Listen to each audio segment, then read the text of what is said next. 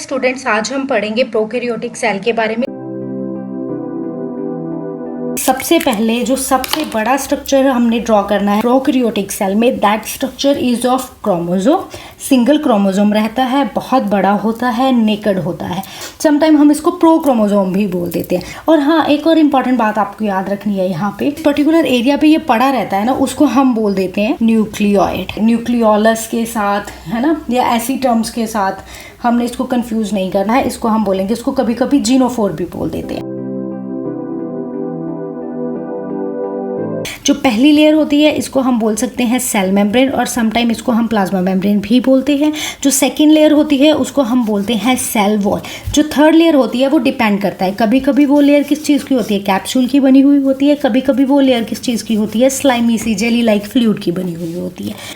तो उसके बाद सेल की जो मेम्ब्रेन है, जो प्लाज्मा मेम्ब्रेन है, उसमें से ये आपको स्ट्रक्चर अराइज होता हुआ दिखाई दे रहा है, इसको हम बोलते हैं मेसोसोम। तो मेसोसोम्स क्या होते हैं? मेसोसोम्स बहुत हेल्प करते हैं किस चीज़ में? रेस्पिरेशन में बहुत हेल्प करते हैं। इन मेसोसोम्स के पास डिफरेंट तरह के इंजाइम्स रहते हैं। उन इंजाइम्स को सम टाइम हम रेस्पिरेटरी इंजाइम भी बोल देते हैं। ये जो रेस्पिरेटरी एंजाइम्स होते हैं वो किस चीज़ में हेल्प करते हैं? रेस्पिरेशन में। एक और इम्पॉर्टेंट काम होता है इन मेसोसोम्स का, और ये क्या करते हैं? सेल को हेल्प करते हैं डिवाइड करने में। उसके बाद हम यहाँ पे आते हैं। बेटा, ये क्या स्ट्रक्चर है? आपने देखा होगा यूजली जब ऐसा कुछ स्ट्रक्चर बना हुआ होता है तो ऐसे स्ट्रक्चर को हम क्या बोल देते हैं? ऐसे स्ट्रक्चर को हम बोलते हैं राइबोसोम। तो यहाँ पे मैं बहुत इंपॉर्टेंट बात चाहती हूँ कि आप लोग अपने ध्यान में रखें। वो बात ये है कि जब भी राइबोसोम की बात आएगी तो इसमें क्या है, नीट में ना बड़े इंपॉर्टेंट क्वेश्चन आते हैं राइबोसोम में से। एक तो ऐसे क्वेश्चन आते हैं कि कौन सी ऑर्गेनेलीज है वो मेम्ब्रेन बाउंडेड है या मेम्ब्रेन उनके पास नहीं है, और साथ में राइबोसोम पे भी क्वेश्चन आएंगे। राइबोसोम पे आपको याद रखना है कि जो प्रोकैरियोटिक होते हैं उनमें कैसे राइबोसोम्स होते हैं? उनमें होते हैं 70S टाइप राइबोसोम्स। कौन से होते हैं? 70S type ribosomes. लेकिन यूकैरियोटिक ऑर्गेनिजम्स होते हैं उनमें रहेंगे 80S टाइप।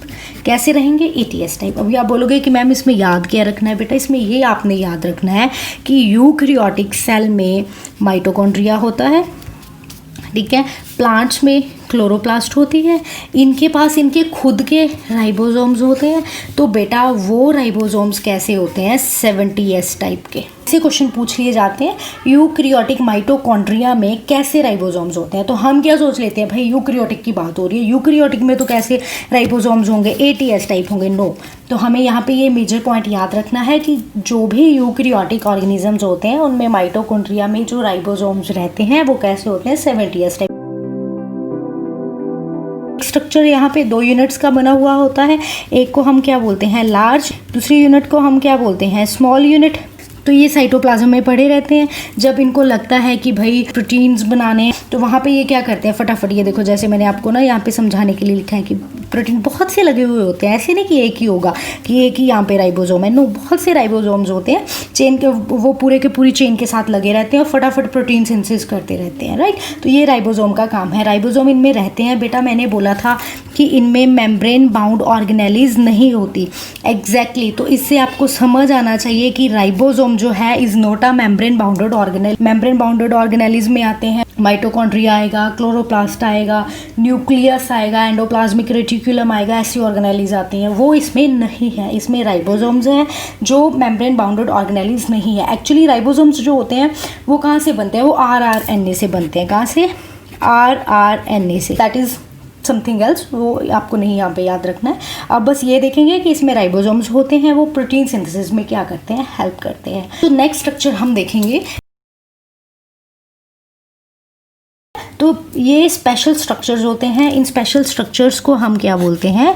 प्लाज्मिड्स। क्या बोलेंगे? प्लाज्मिड। कुछ बच्चे जो होते हैं प्लास्टिड और प्लाज्मिड में कंफ्यूज हो जाते हैं, तो इसमें बिल्कुल भी कंफ्यूज नहीं होना। प्लाज्मिड हमने याद रखना है कि प्लाज्मिड क्या होता है? स्मॉल सर्कुलर DNA होगा, प्रोकैरियोट्स में होता है, जो बहुत इंपॉर्टेंट रोल प्ले करता है। उसके बाद हम आते हैं इस पर्टिकुलर स्ट्रक्चर पे।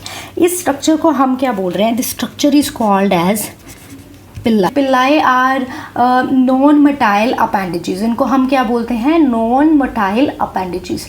इनका काम क्या होता है? कंजुगेशन का। जब बैक्टीरिया को अपनी कम्युनिटी को क्या करना है, वो इंक्रीज करना है, तो कंजुगेशन कर लेता है। तो कंजुगेट किसके थ्रू करता है? स्पेसिफिक स्ट्रक्चर जिसको हम क्या बोलते हैं? पिलाई। ये जो मैंने छोटे साइज वाले बना रखे हैं, इन छोटे साइज वालों को हम बोलते हैं सीलिया। सीलिया क्या होते हैं? ये पूरी बॉडी के ऊपर प्रेजेंट होते हैं बेटा, और ये मूवमेंट में हेल्प करते हैं। ये वाले स्ट्रक्चर जो मैंने यहाँ पे बना रखे हैं, इन स्ट्रक्चर्स को हम क्या बोल देते हैं? फिम्ब्रिए। ये भी नॉन मोटाइल होते हैं। ये फिम्ब्रिए क्या करते हैं? अटैचमेंट में हेल्प करते हैं। बैक्टीरिया को कहीं उसको अटैच होना है किसी पर्टिकुलर स्ट्रक्चर पे, तो वहाँ पे फिम्ब्रिए हेल्प करेंगे। सीलिया जो होते हैं छोटे होते हैं, पूरी बॉडी पे प्रेजेंट है, ये मूवमेंट में हेल्प करते हैं। जबकि फिम्ब्रिए जो होते हैं ये नॉन मोटाइल होते हैं। पिलाई जो होते हैं वो भी नॉन मोटाइल होते हैं, और वो किस चीज़ में हेल्प करेंगे? वो हेल्प करते हैं कंजुगेशन में। अब इस सब के बाद हमारे पास एक ही इम्पॉर्टेंट स्ट्रक्चर बचता है जो हमने अब तक डिस्कस नहीं किया, तो इसको हम यहाँ पे लिख लेते हैं, फ्लैजेला। फ्लैजेला मोटाइल होते हैं। मोटाइल होने का मतलब क्या है? कि ये मूवमेंट में हेल्प करते हैं।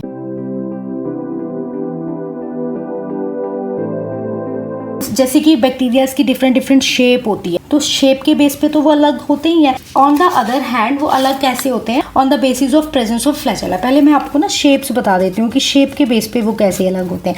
यदि वो राउंड होंगे, ठीक है, तो हम उनको क्या बोल देंगे? कोकस। राउंड होंगे तो उनको बोलेंगे कोकस। एक है मोनोकोकस, ठीक है, दो है, राइट, दो है। इसका मतलब ये नहीं कि इनका काउंट दो है, ऐसे नहीं बोल रही हूँ मैं, मतलब कम्युनिटी में ऐसे दो दो बैक्टीरियाज रह रहे हैं, तो इनको हम बोल देते हैं डिप्लोकोकस, ठीक है। ऐसे ही यदि टेट्रा स्ट्रक्चर है तो उसको बोलेंगे टेट्राकोकस। स्ट्रेप्टोकोकस। स्ट्रेप्टोकोकस क्या होता है? यूजुअली पूछा जाता है। स्ट्रेप्टोकोकस जो होता है जब एक स्ट्रिप बन जाती है ऐसी, तो इसको हम क्या बोल देते हैं? स्ट्रेप्टोकोकस। इसको स्ट्रेप्टोकोकस बोल देते हैं। फाइलोकोकस क्या होता है? जब बहुत से बैक्टीरियाज ऐसे आपस में जुड़ जाएंगे लाइक दिस, ठीक है, तो इसको क्या बोलेंगे? स्टेफाइलोकोकस। और हम क्या पढ़ते हैं? बैसिलस। जब रॉड शेप होते हैं तो उसको क्या बोल देते हैं? बैसिलस, ठीक है। तो सिमिलरली उसमें रहेगा डिप्लोबैसिलस, पैलिसेड बैसिलस इज दिस, स्ट्रेप्टोबैसिलस ऐसे होंगे। बैक्टीरिया की शेप ऐसी है, ठीक है, तो इसको स्पाइरिलियम बोल देते हैं। बहुत सी शेप्स होती है। विव्रो होते हैं, माइसीलियल होते हैं, स्टॉक्ड होते हैं। यदि उसके पास एक ही फ्लैजेला है, दिस इज बैक्टीरिया मैंने ड्रॉ किया, तो इसके पास कितने फ्लैजेला है? एक। तो मैंने इसको क्या बोल दिया? मोनो। मोनो का मतलब एक, मोनोट्राइकस। क्या बोलेंगे हम इसको? मोनोट्राइकस। यदि इसके पास दो फ्लैजेला होंगे, अभी दो है, क्या बोलूँगी? एम्फीट्राइकस। साइड पे ही लगे हुए हैं लेकिन 5-7 ऐसे लगे हुए हैं, ठीक है, तो ऐसे को मैं बोल देती हूँ सिफेलोट्राइकस। ए ट्राइकस होता है जिसमें कोई भी फ्लैजेला नहीं है, उसको मैं ए ट्राइकस बोल दूंगी, ठीक है। तो ऐसे डिफरेंट टाइप के क्या होते हैं? बैक्टीरियाज होते हैं on the basis of flagella. This was all about the structure of prokaryotic cell. फटाफट इसको रिवाइज कर लेते हैं। जो सबसे बड़ा मैंने स्ट्रक्चर देखा था, इस स्ट्रक्चर को मैंने क्या बोला है कि क्रोमोजोम है। एक ही क्रोमोजोम होता है, और इस एक क्रोमोजोम को हम समटाइम प्रोक्रोमोजोम भी बोल देते हैं। इस पर्टिकुलर एरिया में यहाँ पे ये जो डीएनए प्रेजेंट है इसको हम न्यूक्लियोइड बोलेंगे। उसके बाद इसकी 3 मेम्ब्रेन होती है। उसके बाद जो मेम्ब्रेन आती है उसको सेल वॉल बोलते हैं। उसके बाद जो मेम्ब्रेन आती है वो 2 तरह की होती है।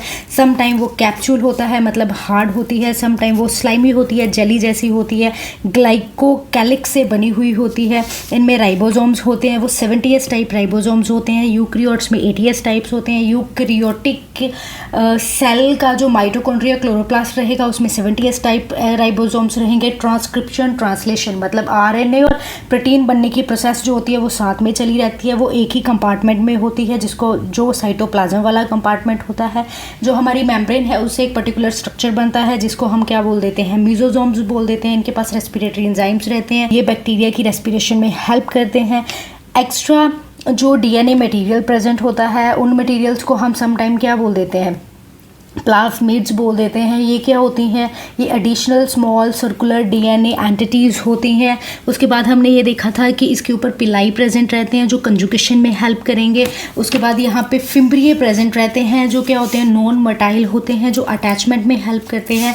छोटे छोटे स्ट्रक्चर्स प्रेजेंट रहते हैं, इन स्ट्रक्चर्स को हम सीलिया बोलते हैं, और ये स्ट्रक्चर्स भी मूवमेंट में हेल्प करेंगे। फ्लैजेला प्रेजेंट रहता है, वो भी मूवमेंट में हेल्प करता है। फ्लैजेला के बेस पे हमने इसको बहुत से पार्ट्स में डिवाइड कर रखा है। तो this was all about structure of prokaryotic cell. कुछ स्ट्रक्चर अच्छे से समझ में आ जाएंगे तब मैं आपको बताऊंगी कि इन दोनों में डिफरेंस क्या रहता है। इन दोनों का डिफरेंस बहुत इंपॉर्टेंट है, इसमें से बहुत ही क्वेश्चंस कॉम्पिटिटिव एग्जाम्स में आते हैं जो हम अपने माइंड में रखेंगे। तो please subscribe and press bell icon for further notifications, and thank you very much.